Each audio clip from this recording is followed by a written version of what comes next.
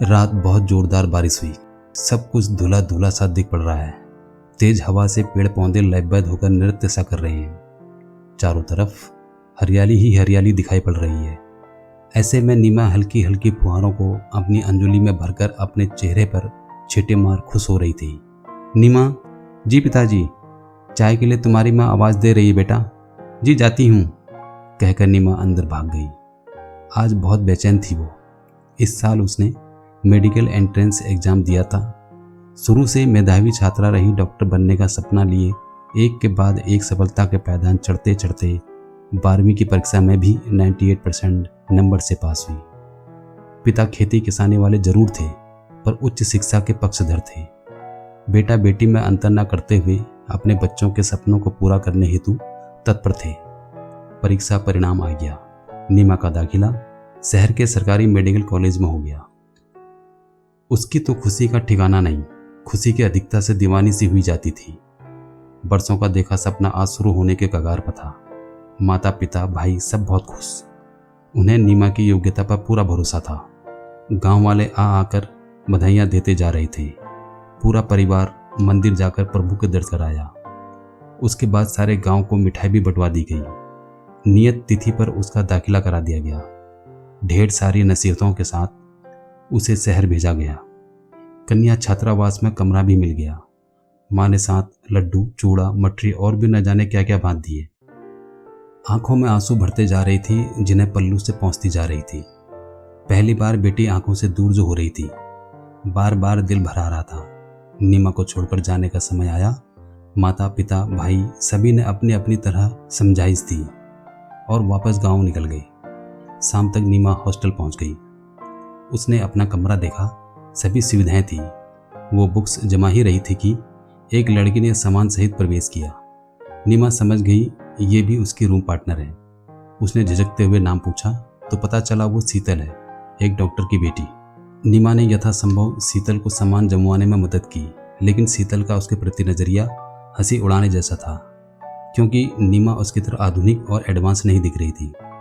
खैर क्या करना, सीधी सादी गांव की लड़की है, चुपचाप पड़ी रहेगी, सोचकर शीतल मुस्कुरा दी।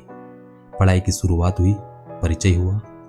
शुरू में सभी थोड़ा सहमे हुए थे, क्योंकि अभी अभी स्कूल से निकले हुए थे। रैगिंग का भी डर था, लेकिन रैगिंग नहीं हुई और धीरे धीरे सभी एक दूसरे से खुलने लगे। नीमा अपनी पढ़ाई को लेकर बहुत गंभीर थी। सभी से संतुलित दोस्ती रखते हुए भी वो अपनी पढ़ाई पर फोकस किए हुए थी। समय निकलता गया। नीमा ने देखा शीतल कुछ अलग सी हो रही है, बातें भी उसकी बदली हुई सी है। उसने नीमा को उकसाया, क्या बहन जी जैसी रहती हो, थोड़ा स्टाइल से रहो, आधुनिक कपड़े पहनो, लड़कों से भी दोस्ती करो, यही तो जिंदगी के सबसे खूबसूरत दिन है। क्या तुम बोरिंग लाइफ बिता रही हो? मेरे साथ पार्टी, डिस्को, पब में चलो, मैं दिखाऊंगी जिंदगी होती क्या चीज़ है। नीमा घबरा गई और बोली, मैं अपना सपना, जो अब मेरे माता पिता का भी सपना बन चुका है, पूरा करने आई हूँ। इन सब बातों के लिए मेरी जिंदगी में कोई जगह नहीं है, कहकर हाथ जोड़ लिए उसने। शीतल हंसती हुई चली गई। कुछ ही दिनों में उसने कमरा भी छोड़ दिया। अब नीमा के कमरे में दूसरी लड़की आ गई। उसे शीतल अक्सर दिख जाती, उसे उकसाती।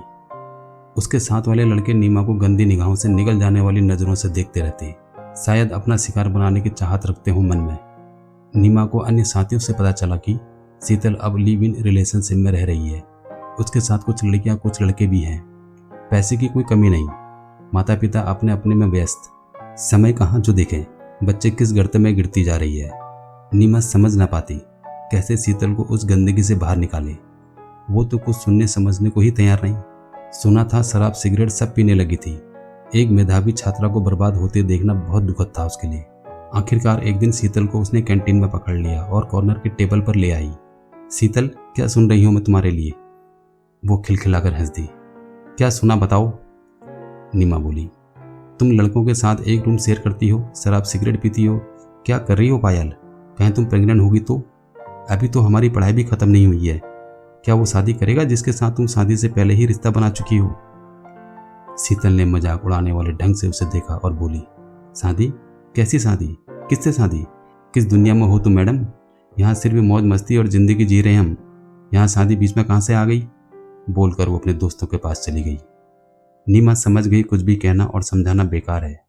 जब कोई खुद ही कुएं में गिरना चाहता हो तो मैं उसे कितनी बार रोकूंगी। देखते देखते समय बीता। नीमा की इंटर्नशिप चल रही थी। वो बहुत खुश थी। जल्द ही डॉक्टर नीमा कहलाएगी वो। एक दिन वो कैंटीन में बैठी सहेलियों के साथ नाश्ता कर रही थी। अचानक जोर से शोर शराबा सुनाई दिया। वो सभी बाहर भागे। देखा तो शीतल नीचे खून से लथपथ पड़ी थी। बुरी तरह घबरा गई नीमा। जल्दी से स्ट्रेचर पर डालकर शीतल को हॉस्पिटल भिजवाया। इलाज शुरू हुआ। उसके माता पिता फूट फूट कर रो रहे थे। नीमा को भी अपने आंसू रोकना बहुत मुश्किल हो रहा था। शाम तक शीतल की सांसें रुक गई। पता चला वो प्रेग्नेंट थी। साथ ही उसे अंदरूनी बीमारियां भी हो गई थी। जैसे ही नीमा को एक खबर मिली वो रो पड़ी। कितना समझाया था शीतल तुम्हें, कितना रोका, पर तुमने तो न सुनने की मानो कसम ही खा ली थी। काश तुमने आज हमारी बात मान ली होती तो आज तुम हमारे साथ होती।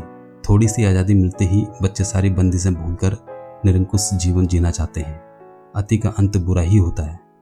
पालकों को भी चाहिए अपने बच्चों पर नज़र रखें, उनके व्यवहार में परिवर्तन आने पर उन्हें संभालें, अच्छे बुरे का फ़र्क समझाएं, जिससे ये सब ना हो जो शीतल के साथ हुआ।